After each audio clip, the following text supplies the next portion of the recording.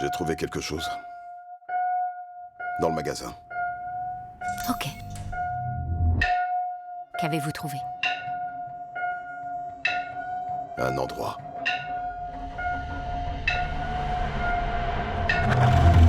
J'ai trouvé un endroit.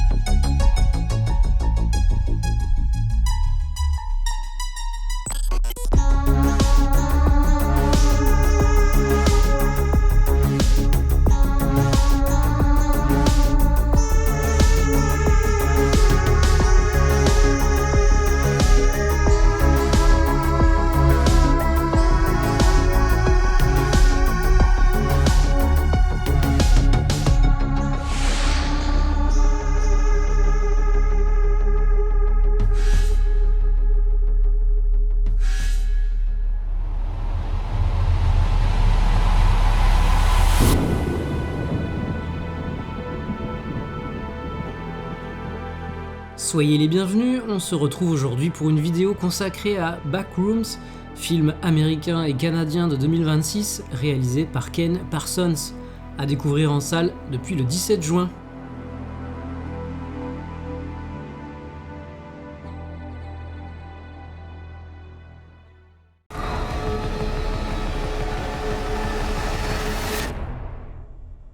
C'est magnifique. Pas vrai? Y a quelqu'un?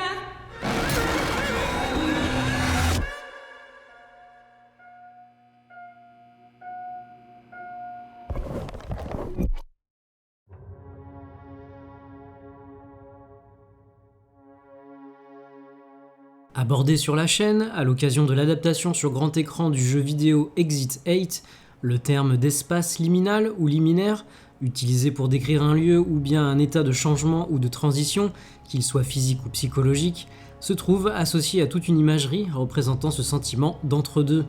Les environnements ainsi capturés y semblent familiers, mais s'écartent pourtant, subtilement, de la réalité, créant une sensation d'étrangeté, souvent en raison de leur caractère anormalement vide.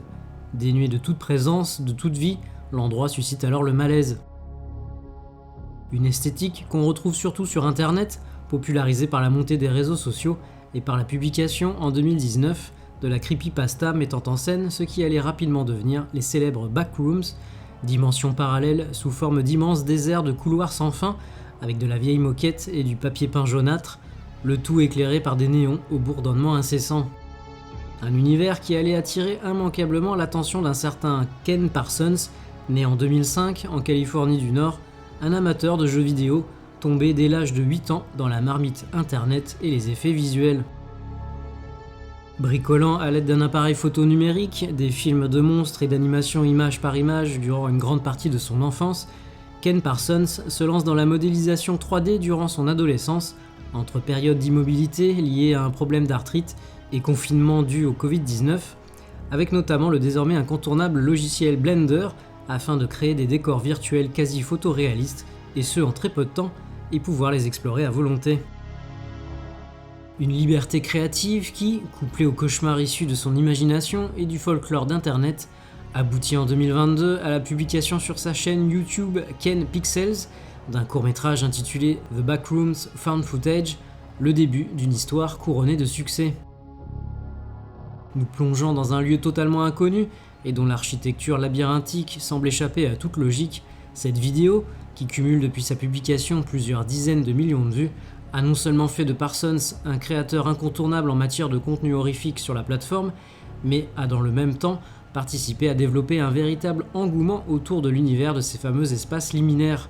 Comptant actuellement 22 vidéos, la série The Backrooms de Ken Parsons devait un jour ou l'autre finir par susciter la curiosité des studios de cinéma, le jeune homme recevant d'innombrables propositions émanant de producteurs avides de capitaliser sur son travail. Un démarchage dont Parsons s'est longtemps méfié, ses vidéos lui assurant une certaine sécurité financière tout en le satisfaisant pleinement sur le plan créatif. Sa chaîne YouTube n'avait pas forcément besoin de devenir un tremplin vers Hollywood, sans compter que l'adaptation sur grand écran de ce genre de phénomène en ligne a très rarement donné de bonnes choses, le changement de support enlevant le plus souvent ce qui faisait justement la saveur du matériel original, pour aboutir à des films d'horreur génériques. Ce qui n'a cependant pas empêché Parsons de finalement signer avec le studio A24, reconnaissant toutefois que le long métrage en préparation ne constituait pas une fin en soi et qu'il fallait plutôt l'envisager comme un épisode prolongé de la web-série. Annoncée en février 2023, l'adaptation a cependant vu sa pré-production s'étaler sur 2 ans, notamment en raison de la grève des scénaristes de mai à septembre de la même année. Après une longue période sans aucune nouvelle du projet, hormis un changement de scénariste et l'abandon d'une histoire centrée sur l'institut de recherche Async, c'est finalement en juillet 2025, à Vancouver, que débute le tournage. Parrainé notamment par James Wan, mais surtout Oz Perkins, Parsons, 20 ans, est ainsi devenu le plus jeune réalisateur à officier pour A24. Si le succès en salle ne faisait guère de doute, Backrooms s'est imposé depuis sa sortie, comme la production du studio ayant fait le meilleur démarrage et ayant le plus rapporté, Parsons devenant par la même occasion le plus jeune réalisateur à atteindre la première place du box-office américain.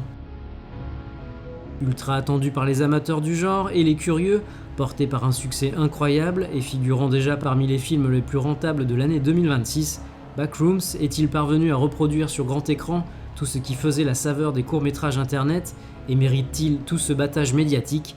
C'est ce que nous allons voir dans un instant.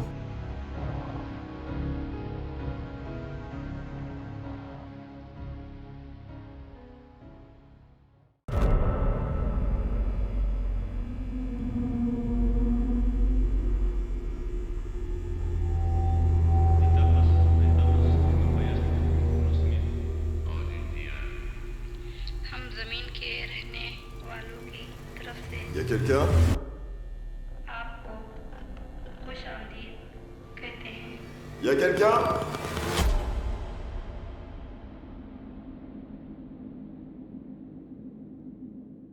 Se déroulant en 1990, en Californie, Backrooms met en scène le personnage de Clark, propriétaire et gérant d'un magasin de meubles discount ayant pour thème les pirates, le Captain Clark's Ottoman Empire.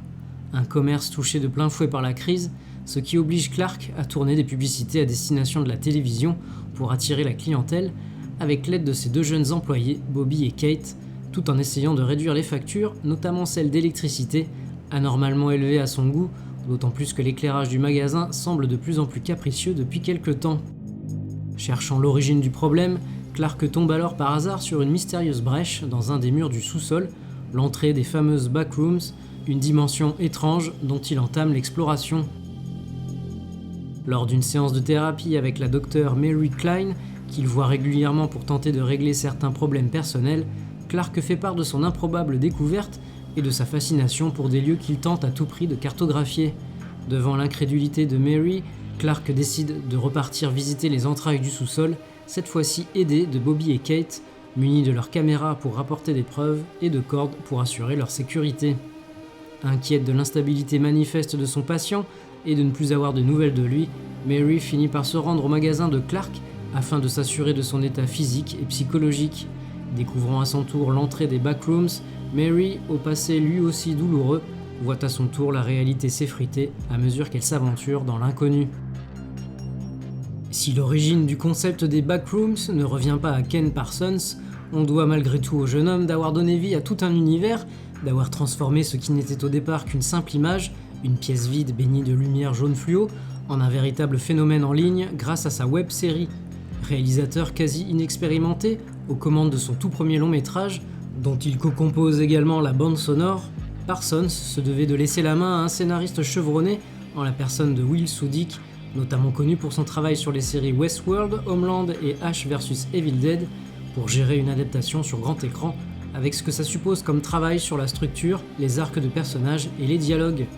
D'autant qu'avec un budget de 10 millions de dollars, un studio comme A24 n'allait certainement pas donner son feu vert sans une histoire solide, permettant de sécuriser et de lancer définitivement le projet. Si l'écriture reste le domaine où Parsons a le moins de contrôle créatif, c'est tout de même lui qui a fourni à Sudick le résumé de ce qu'il souhaitait voir porté à l'écran, tout en s'assurant du respect de l'univers, du lore et de certains détails purement visuels. Quoi qu'il en soit, l'adaptation en long métrage de la série de Parsons suppose forcément de se plier à certains impératifs, comme celui de raconter une vraie histoire, tout en s'adressant à un public assez large. Si Parsons privilégie une approche plus abstraite et ambiguë dans ses productions, Sudic donne aux deux personnages principaux, Clark et Mary, une vraie profondeur émotionnelle. Plus que de simples pions, leurs passés respectifs entrent en résonance avec un monde qu'ils découvrent en même temps que nous. Finalement, le film offre un juste équilibre entre la vision du réalisateur et du scénariste, en demeurant suffisamment opaque sur l'origine de son univers pour préserver l'essentiel du mystère, tout en mettant en scène des personnages et des fêlures auxquels se rattacher.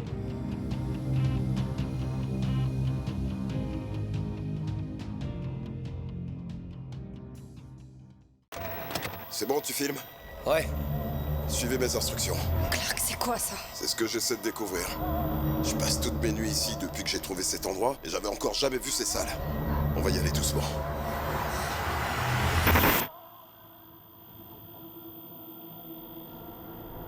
Oh putain. Remontez-moi, allez! Tu vois quoi?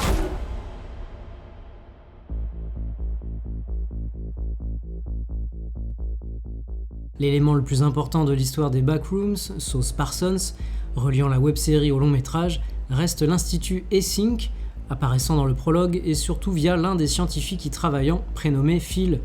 L'organisation ne constitue heureusement pas le centre du récit comme initialement prévu, mais sert surtout de cadre et de mise en bouche pour de futures suites à venir, laissant planer le doute quant à ses motivations et sa dangerosité. Ce qui permet de pleinement se focaliser sur les personnages de Clark et Mary, dans une tentative de rationalisation d'un univers où le bizarre côtoie l'inquiétant et le terrifiant, ce qui risque de forcément déplaire aux puristes, quand bien même étirer un des courts-métrages de Parsons sur 1h40 ne pouvait pas être une option envisageable. Nous présenter deux individus, reliés par une relation professionnelle et luttant chacun à leur manière avec un passé difficile, était de toute manière un choix délibéré de Parsons d'introduire une dimension existentielle au récit. D'un côté, le personnage de Clark, architecte raté, divorcé, alcoolique, vivant à l'intérieur même d'un magasin en grande difficulté financière et qui s'est très tôt mis des barrières dans la tête pour se protéger des autres, quitte à ne jamais se remettre en question et finir par se sentir extrêmement seul. De l'autre, Mary Klein, thérapeute et auteure de livres de développement personnel qui, ironiquement, lutte elle aussi contre un passé douloureux, un traumatisme d'enfance lié à une mère agoraphobe à l'excès, contrainte à l'internement, et à une maison familiale vouée à la destruction. Et les Backrooms de matérialiser la psyché brisée des protagonistes en absorbant et projetant des souvenirs déformés, rappelant leurs différents échecs et les blessures émotionnelles encore vivaces. Plus les personnages stagnent dans leur vie et cherchent à fuir leurs problèmes, plus les Backrooms vont s'étendre et transformer les mécanismes de défense en pièges qui les enferment et où se rejouent encore et encore les traumatismes non résolus. Même si les espaces liminaires ne me font pas d'effet particulier en général, Parsons parvenait dans ses courts-métrages à les rendre particulièrement immersifs et dérangeants, grâce à ses visuels bien entendu, mais également son ambiance sonore et son aspect found footage avec filtre VHS. Des qualités qu'on retrouve heureusement dans la version longue, les meilleurs moments du film se déroulant bien entendu durant l'exploration des Backrooms. Papier peint et moquette jaune, éclairage néon et pièces à l'architecture sans logique apparente s'étendant à l'infini, les fondamentaux sont bien là, mais pas que, auxquels s'ajoutent des créatures au design particulièrement réussi, sortes d'entités humanoïdes imparfaites façonnées à partir de souvenirs erronés, représentation ratée des individus pénétrant dans les backrooms ou projection de certains de leurs pires défauts. Réflexion sur les lieux qui nous hantent, les personnes qui ont croisé notre chemin et les objets qui entourent notre quotidien, autant que sur le temps qui passe, les boucles destructrices dans lesquelles nous nous enfermons et les souvenirs qui se déforment, Backrooms repose avant tout sur son rythme lent, sa direction artistique et son atmosphère anxiogène pour susciter l'inconfort et la peur, même une fois les motivations des personnages clairement définies. Parvenant à conserver l'esprit et l'esthétique du matériel original, jouant la carte de la métaphore tout en évitant le piège du trop-plein d'explications, Parsons et son équipe offrent donc un long métrage parfaitement satisfaisant pour un univers que le jeune homme ne semble pas prêt d'abandonner, même si l'adaptation du jeu vidéo Portal lui fait clairement de l'œil.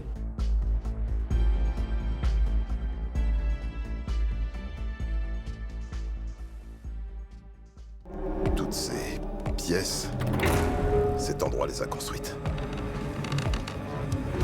C'est comme un labyrinthe qui n'en finit pas. Par moments, j'ai peur de me perdre. Clark, vous m'entendez? Je comprends pas. Qu'est-ce que c'est?